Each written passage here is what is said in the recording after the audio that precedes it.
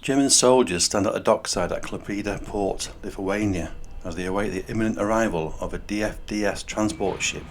carrying more German troops and equipment reinforcements following NATO's decision to increase presence on the alliance's eastern flank.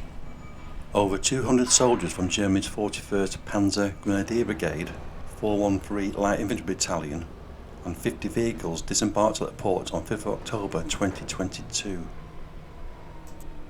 They will be joining the approximate 1,500 German troops already deployed to the NATO battle group in Lithuania, along with forces from Belgium, Czechia, Luxembourg, the Netherlands and Norway.